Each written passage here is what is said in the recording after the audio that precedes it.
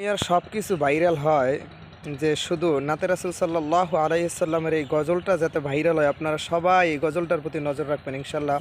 এই বাচ্চা দুইটা খুব কষ্ট করে গজলটা সাজাইছে, আপনারা অবশ্যই গজলটা ভাইরাল করবেন আশা করি।